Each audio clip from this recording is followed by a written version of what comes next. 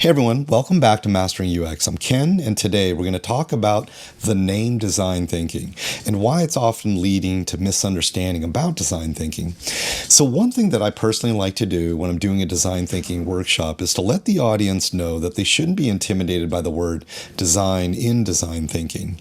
So design thinking, the term itself sounds like it belongs in a room full of artistic people with sketchbooks, drawing fancy logos, and creating innovative designs, right? Well, it's time to shake off that image. The word design in design thinking often makes people assume that it's exclusively a designer's workshop.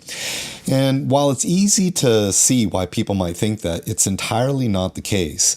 So stay tuned as we clarify who design thinking is for and what it really is meant to convey.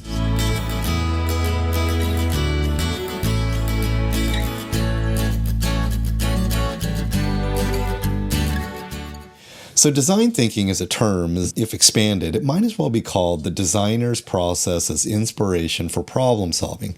Of course, I know that's way too long for a name. You see, design thinking, it draws inspiration from the methods and the approaches that designers typically employ and address issues to find solutions. So designers are sort of known for being adept at dealing with complex problems. They usually start by understanding the needs and constraints, and then they proceed through an iterative process of brainstorming, prototyping, testing, refining until they achieve a desired outcome.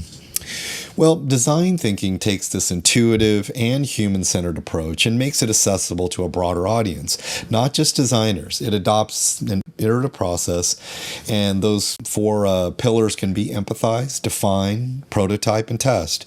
And this can be applied to virtually any field or discipline to solve problems, ranging from product development to improving customer experiences, or even tackling social issues. So if we called it the designer's process for solving problems, it would help emphasize that the methodology is inspired by, but not confined to, traditional design practices. But of course, again, that's way too long. So let's take an abbreviated journey through history to understand what design thinking really refers to. The term wicked problems was coined in 1967 by Professor Horst Rittel, one of the fathers of design thinking, to the term wicked problems, and it describes complex issues that couldn't be solved with traditional methods. This was the starting point for looking for alternative ways to solve problems. Professor Horst emphasized the importance of collaboration in problem solving, particularly when solving these wicked problems. He believed these complex, interdependent issues have no clear solution, and they require a diverse set of perspectives and collective intelligence of the interdisciplinary teams to navigate through the challenges and formulate innovative responses. So if we fast forward to the 1970s, the principles of design thinking started to take further shape. And there was this focusing on understanding users' needs and embracing ambiguity and rapid prototyping.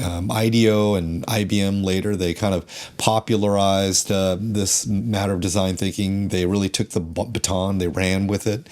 And they demonstrated the effectiveness in solving a wide range of problems with this concept of design thinking. So it's about solving problems. It's all about solving problems. It's really the framework that involves understanding the human needs involved and reframing the problem in human-centered ways, brainstorming and adopting a hands-on approach to prototyping and testing. And guess what? You don't need to be a designer to do this. Design thinking is for everyone. Engineers, teachers, doctors, entrepreneurs, literally anyone who wants to solve problems creatively and effectively. It's an inclusive process that benefits from the diverse perspectives. So there you have it, design thinking. This is really a word that, yes, it does have design in it, but it's not just for designers. It's a versatile methodology for tackling problems both big and small. So don't shy away from it. And if you're trying to facilitate or promote or evangelize design thinking, feel free to use this message to comfort your audience's expectation. Thank you so much for joining me today. Don't forget to like, share, and subscribe for more insightful content.